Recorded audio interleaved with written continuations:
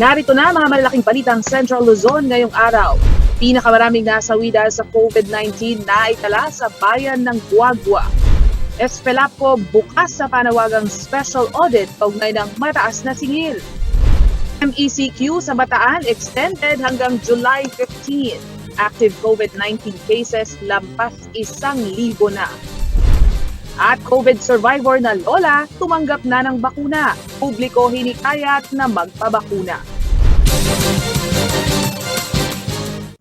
Maya Pabay, Pampanga, magandang gabi Central Luzon. Ako si Nicolette Henson Hizon. Narito na mga nanguna tinutupang balita ng CLTV News.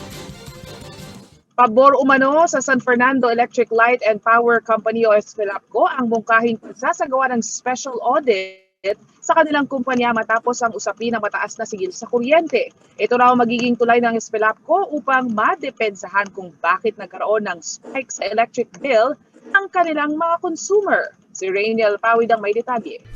Nag-request po tayo ng special audit po, no?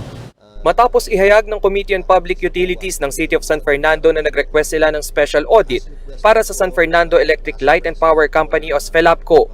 Ikinatuwa umano ito ng naturang electric supplier dahil ito ang kanilang magiging pagkakataon upang depensahan ang nangyaring taas singil.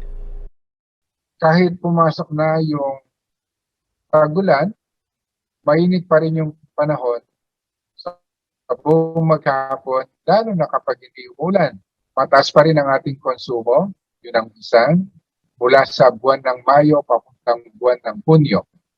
Bukod sa init ng panahon dahil kumukuha ang mga distribution utilities at electric cooperatives sa wholesale electricity spot market, pare-pareho silang naapektuhan sa pagtaas ng generation charge. May mga pagkakataon na wala tayong choice kung hindi bumili kung kulang yung ating supply. Since last year, sa buong taon ng pandemya, since January hanggang May last month, murang-mura yung kuryente natin sa spot market. Nagugat ang usapin ng special audit ng idulog ito ng Pampanga Chamber of Commerce and Industry Incorporated o PAMCHAM na isa sa mga lubhang naapektuhan ng mataas na singil sa kuryente. As requested po by our past president po ng Pampanga Chamber of Commerce, si Kong Rene Romero po ng Romac Group po, no? So he was wondering kung bakit po instead na pababa po yung kuryente, pataas po yung nangyayari. Malaking problema rin umano ang mataas na singil sa kuryente sa mga potensyal na mamumuhunan sa syudad. Yung mga negosyante, kung mataas yung kuryente sa isang lugar, they would shy away or hindi po sila pupunta sa lugar na yun kung mataas yung kuryente. And in effect naman po, revenue po na mawawala sa city po yun. Nang tanungin naman kung may tsansang ibalik ng Espelapco ang sobrang singil sa kuryente dahil sa hindi umano dumaan sa hearing ang binili nilang kuryente sa wholesale electricity spot market, ito lamang ang kanilang naging tugon. Ito po hindi naman kailangan dahil mismong taga-ERC legal department ang nagsabi na legal naman at nararapat lang na bumili ang mga distribution utilities sa wholesale electricity spot market kung kinakailangan. Sa pangkalahatan, lubos na naapektuhan sa sumipang presyo ng kuryente ay ang mga pangkaraniwang residente na gipit din ngayong nakararanas ng krisis dahil sa pandemic. Rainiel Pawid, CLTV News. Muling pinalawig ng Malacanang ang pagpapatupad ng MECQ o Modified Enhanced Community Quarantine sa lalawigan ng Bataan. Ang bilang ng active COVID-19 cases sa probinsya sumipa na rin sa lagpas 1,000 kung kaya't patuloy na nililimitahan ang galaw ng mga tao upang iwas hawaan. Si Rainiel Pawid ang may report. Extended hanggang July 15 ang umiiral na Modified Enhanced Community Quarantine sa lalawigan ng Bataan. Ang pagpapatupad ng stricter quarantine protocols ay bunsod ng lumolobong bilang ng COVID-19 cases sa buong probinsya. As of June 27, 10,735 na ang naitalang kumpirmadong kaso ng coronavirus sa Bataan. 1,108 sa bilang ay aktibong kaso. 354 ang namatay at 9,273 naman ang recovered. Ayon kay Governor Abet Garcia, hangad nilang bago magtapos ang taon ay makamit na ng Bataan ang herd immunity. Nasa 20 vaccination areas sa lalawigan ang araw-araw nang nagro-roll out ng COVID vaccines. Dahil ang target po namin in the next 2 to 3 months basta sufficient yung supply ng vaccine ay magkaroon ako ng herd immunity sa Bataan. Patuloy rin ang monitoring sa mga papasok at palabas ng probinsya. Tanging essential travel tulad ng pagpasok sa trabaho at emergency purposes ang pinahihintulutang makapasok ng lalawigan. Mga alfresco dine-in ang iminungkahi ng Provincial IATF para sa mga bukas na kainan. Bawal pa rin ang mass gatherings at hinimok ang karamihan na kung kakayanin ay idaos ang kanilang aktibidad via online. Samantala, ayon sa report ng Provincial Tourism ng Bataan, sarado ang higit 170 inland at beach resorts sa buong probinsya. Maliban sa provincial border checkpoints, nagtayo na rin ang checkpoint ang ilang barangay upang maiwasan ang pagpasok ng mga outsider o hindi residente ng naturang lugar. Rainiel Pawid, CLTV News. Sa pagbabalik ng CLTV News, pinakamaraming nasawi dahil sa COVID-19 na itala sa bayan ng Guagua. At verification system sa mga fully vaccinated individuals na galing abroad, isinasaayos pa ng DFA. Magbabalik ang CLTV News.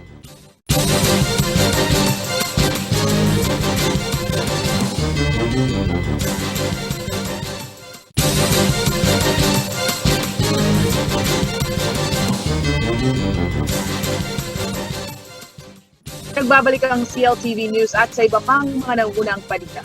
Liban sa lumulobong kaso ng COVID-19, dumarami na rin ang mga nasasawi dahil sa naturang sakit sa bayan ng Guagua, Pampanga. Katunayan, nanguna ang Guagua sa may pinakamataas na COVID-19 mortality rate o bilang ng mga nasasawi dahil sa pandemya sa 19 na munisipalidad ng lalawigan.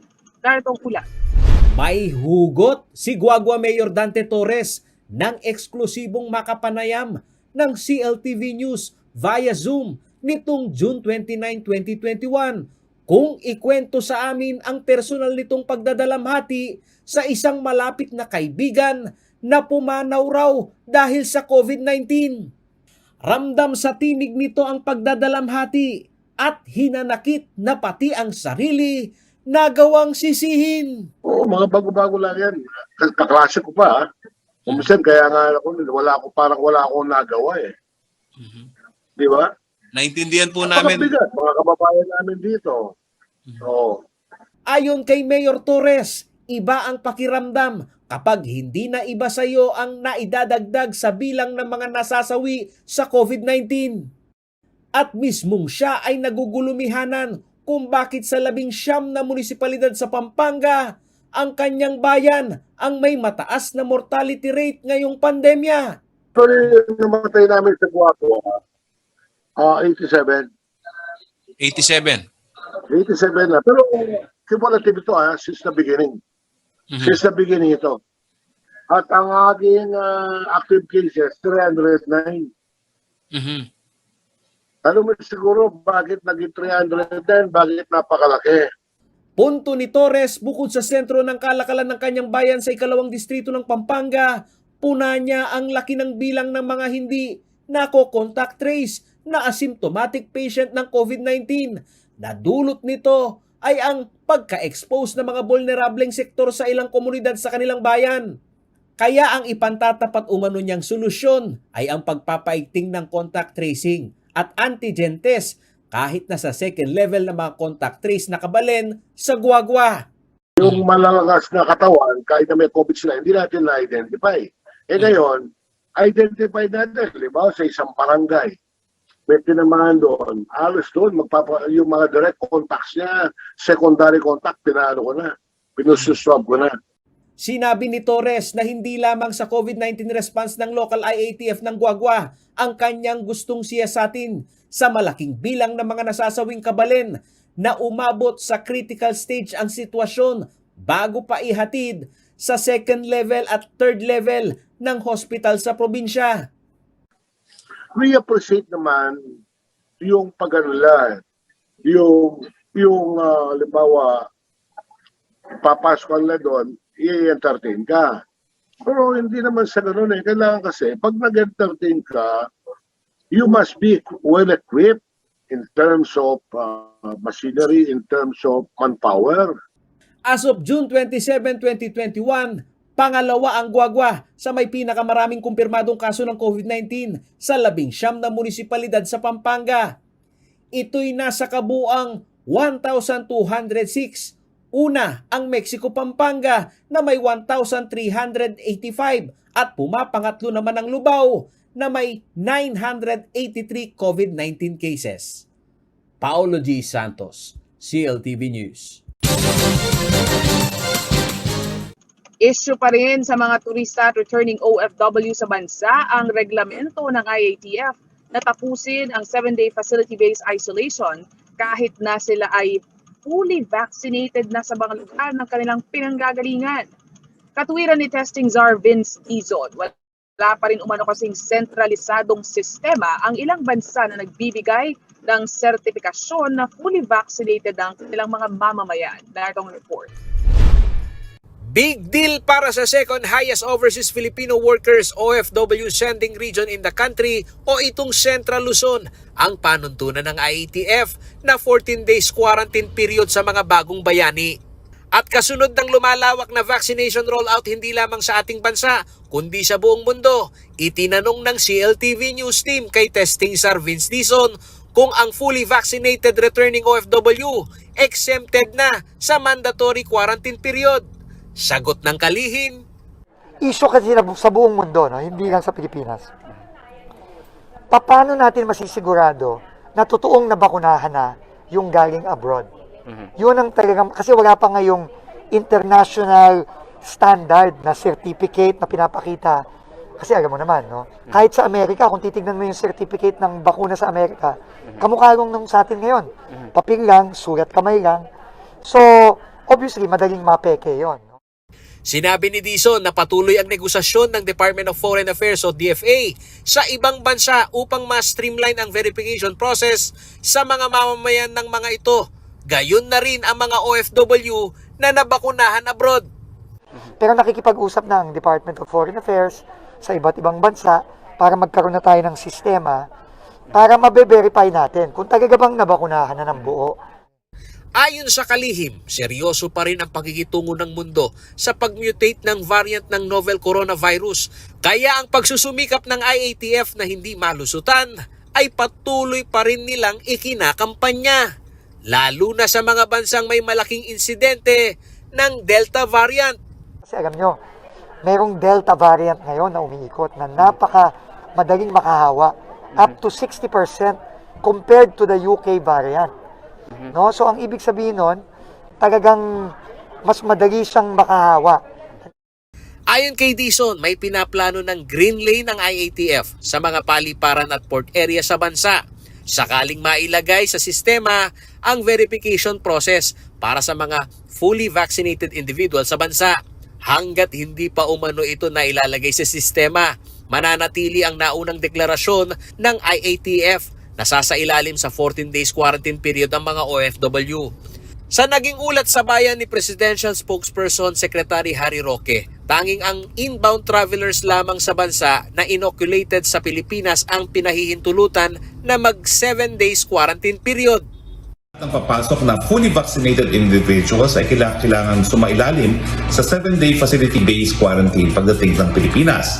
Kailangan tiyakin ang striktong symptom monitoring habang nasa quarantine facility ng 7 araw. Pagkatapos ito ay magsi-self-monitor na ang pasahero. Tapos makakumpleto ng 7 araw sa facility-based quarantine, mag-i-issue ang Bureau of Quarantine ng quarantine certificate kung saan nakalagay ang vaccination status ng pasahero. Paolo G. Santos, CLTV News. Sa pagbabalik ng CLTV News, COVID survivor na lola tumanggap na ng bakuna. Publiko hinikayat na magpabakuna. Manatiling nakatutok at magbabalik ang CLTV News.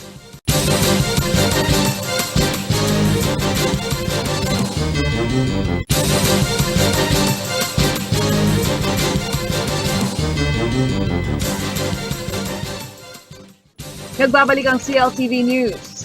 Bago matapos ang taon, umaasa ang local IATF ng Arayat na makakamit na nila ang herd immunity. Dahil dumarami na raw ang supply ng bakuna, araw-araw na ang rollout nito sa 4 na vaccination sites ng bayan.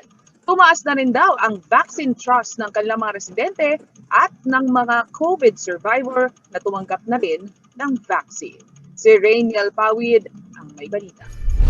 Ala-alalay ng kanilang anak ang mag-asawang senior citizen na sina Lola June at Lolo Antonio mula sa Arayat, Pampanga. Alas 8 pa lang ng umaga ay nakapila na sila para makatanggap ng unang dose ng COVID-19 vaccine. Minsan na nakipagbuno kay kamatayan si Lola June nang tamaan siya ng COVID-19. Kaya naman laking pasalamat niya nang malamang may available ng bakuna para sa kanila. Kasi ako, COVID survivor ako eh. Sa akin, para sa pamilya ko. At least medyo makakahinga ka ng konti. At least ngayon, at kahit dahil survivor ako, medyo parang kampante. Maging kampante ka. Bahagi ang mag-asawang Lozano sa 6,000 Arayateño na naturukan ng bakuna kontra COVID-19. Nasa 140,000 ang populasyon ng Arayat at 70,000 sa mga ito ang bahagi ng eligible vaccine population. Kung magtutuloy-tuloy ang supply ng bakuna last quarter ngayong taon ay posible nang makamit ang herd immunity. Sa November 26, dapat ma-reach yung herd immunity. So, iyon ang target namin. So, dapat ito sa Arayat, 146,000 yung namin, siguro mga 70,000 ang para ma-reach namin yung herd immunity. Sa nakalipas na linggo, patuloy na tumaas ang kaso ng COVID-19 sa Arayat. Kung kaya't puspusan na rin ang panghihikayat ng local IATF sa mga residente na tumanggap ng bakuna. As of June 27, 675 na ang kumpirmadong kaso ng coronavirus sa lugar. 33 ang aktibong kaso, 47 ang namatay at 595 ang gumaling na. Rainiel Pawid, CLTV News. At yan ang mga balitang nakalap ng CLTV News. Para sa karagdagan pang detalye, maaari niyong i-follow ang aming social media pages at CLTV36 Official, at CLTV36 News, at CLTV36. Kung nais namang balikan ang mga programa ng CLTV, maaari niyong bisitahin ang aming YouTube channel at CLTV36 Official at ang aming website www.cltv36.tv. Kasama ang buong puwersa ng CLTV News and Current Affairs. Ako si Nicolette Henson Hizon. Maraming salamat at magandang gabi.